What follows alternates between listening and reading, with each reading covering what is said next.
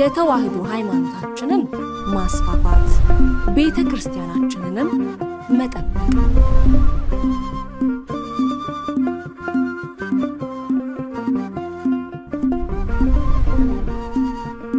ሰላም ጤና ይስጥልኝ የተከበራችሁ የእማማ ሚዲያ አድማጭ ተመልካቾቻችን እንደምሰነበታችሁ የእማማ ጠቅላላ ማህበር ዜና እንደሚከተለው ወደ እናንተ እናደርሳለን አብራችሁን ቆዩ ከዜናዎቹ ጋር እኔ ኤደን ሄኦላ ነኝ የመንበረ ፓትርያርክ ጠቅላይ ቤተ ክህነት ጽሕፈት ቤት ለብፁዕ ወቅዱስ አቡነ ማትያስ ፓትርያርክ ርዕሰ ሊቃነ ጳጳሳት ዘኢትዮጵያ ሊቀ ጳጳስ ዘአክሱም ወዕጨጌ ዘመንበረ ተክለ ሃይማኖት ለ2018 ዓመተ ምህረት የጌታችን የመድኃኒታችን ለኢየሱስ ክርስቶስ የልደት በዓል የእንኳን አደረሰው መርሃ ግብር አካሄደ። በመርሃ ግብሩ ላይ ብፁዕ አቡነ ሳዊሮስ የመንበረ ፓትርያርክ ጠቅላይ ቤተ ክህነት ዋና ስራ አስኪያጅ የሸገር ከተማና የደቡብ ምዕራብ ሸዋ አህጉረ ስብከት ሊቀ ጳጳስ፣ ብፁዕ አቡነ ዲዮስቆሮስ የቅዱስ ሲኖዶስ ዋና ጸሐፊና የራያ አህጉረ ስብከት ሊቀ ጳጳስ፣ ብፁዕ አቡነ ሕርያቆስ የአዲስ አበባ የሀዲያና ስልጤ አህጉረ ስብከት ሊቀ ጳጳስ፣ ብፁዓን አበው ሊቃነ ጳጳሳት የመንበረ ፓትርያርክ ጠቅላይ ቤተ ክህነት የየመምሪያውና የየድርጅቱ ኃላፊዎችና ሰራተኞች የገዳማትና አድባራት አስተዳዳሪዎች ሊቃውንተ ቤተ ክርስቲያን ምእመናን ተገኝተዋል። መርሃ ግብሩ በጸሎት ተከፍቶ በሊቃውንት ያሬዳዊ ዝማሬ የቀረበ ሲሆን የአዲስ አበባ ሀገረ ስብከት ገዳማትና አድባራት አስተዳዳሪዎች ተወካዮች በጽሁፍ የእንኳን አደረሰው የደስታ መግለጫ አቅርበው በሰንበት ትምህርት ቤት ማደራጃ መምሪያ የማዕከላዊ ሰንበት ትምህርት ቤት አባላት በወረብ የጋሞኛ ቋንቋ ዘማሪያን በመዘመር በሊቃውንተ ቤተ ክርስቲያን በቅኔ እንኳን አደረሰው ብለዋል።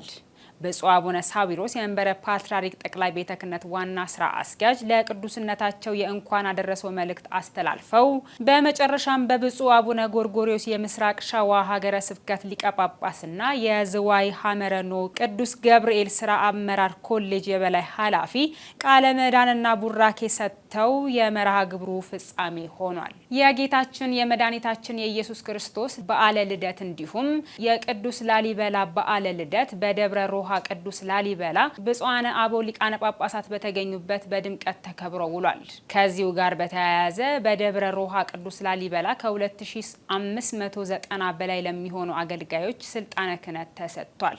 የጻድቁን ቅዱስ ላሊበላ በረከት ለማግኘት ከተለያዩ የሀገሪቱ ክፍል ለሚመጡ አገልጋዮች ብፁዕ አቡነ ኤርሚያስ የሰሜንና የደቡብ ወሎ አህጉረ ስብከት ሊቀ ጳጳስ በደብረ ሮሃ ቅዱስ ላሊበላ ለ2185 ደቀ መዛሙርት የድቁና ለ408 ዲያቆናት ደግሞ የቅስና ስልጣነ ክህነት ሰጥተዋል። ከብፁዕ አቡነ ኤርሚያስ በተጨማሪ ብፁዕ አቡነ ሰላማ የምዕራብ ጎንደር ሀገረ ስብከት ሊቀ ጳጳስ በቦታው በመገኘት ስልጣነ ክህነት ሰጥተዋል። ክህነት የተቀበሉት አገልጋዮች በሚማሩበትና በሚያገለግሉበት ደብር በወረዳ ቤተ ክህነትና በሀገረ ስብከት የተሰጣቸውን ፈተና ያለፉ ሲሆን በሊቃውንቱ ቤተ ክርስቲያን ለ2 ቀናት ስልጠና የተሰጣቸው ናቸው ተብሏል። የቅዱስ እስጢፋኖስ ዓመታዊ የንግስ በዓል ተከብሮ ውሏል። በአዲስ አበባ ሀገረ ስብከት የካራ ቆሬ ደብረ ገነት ቅዱስ ሚካኤል ቅዱስ እስጢፋኖስና ቅድስተ ማርያም ቤተክርስቲያን የቅዱስ እስጢፋኖስ ዓመታዊ የንግስ በዓል ተከብሮ ውሏል። መላከ ምህረት መምህር ታደለ ጥላሁን የደብሩ ዋና አስተዳዳሪ፣ የገዳማትና አድባራት አስተዳዳሪዎች፣ ሊቀ ትጉሃን መምህር ገብረ መስቀል ኃይለ መስቀል የሃይማኖት እውቀት ማስፋፊያ ጠቅላላ ማህበር መስራችና ዋና ስራ አስኪያጅ፣ ሊቃውንተ ቤተክርስቲያን፣ ሰባኪያነ ወንጌል ዘማሪያን እንዲሁም ምእመናን በተገኙበት በዓሉ በድምቀት ተከብሮ ውሏል። በዕለቱም በደብሩ ሊቃውንት እንዲሁም በደብሩ ሰንበት ተማሪዎች የወረብ ዝማሬ የቀረበ ሲሆን በሊቀ ትጉሃን መምህር ገብረ መስቀል ኃይለ መስቀል የስብከተ ወንጌል አገልግሎት ተሰጥቶ በመላከ ምህረት መምህር ታደለ ጥላሁን የደብሩ ዋና አስተዳዳሪ ቃለ ምዕዳንና ቡራኬ የበዓሉ ፍጻሜ ሆኗል። አክሊለ ሰማዕት አክሊለ ሰማዕት አክሊለ ሰማዕት አክሊለ ሰማዕት እስጢፋኖስ አክሊለ ሰማዕት እስጢፋኖስ አክሊለ ሰማዕት እስጢፋኖስ አክሊለ ሰማዕት እስጢፋኖስ አክሊለ ሰማዕት ወተቀበልዎ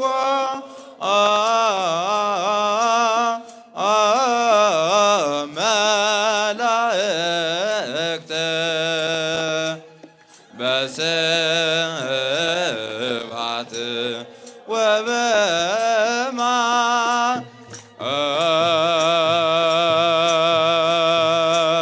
ወተቀ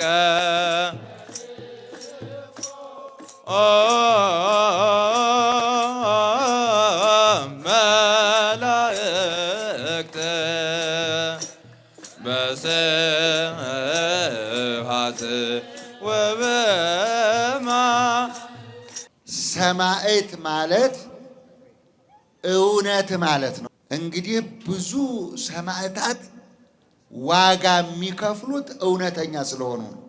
ፀሐየ ጽድቅ የተባለው ጌታችን መድኃኒታችን ኢየሱስ ክርስቶስ ነው።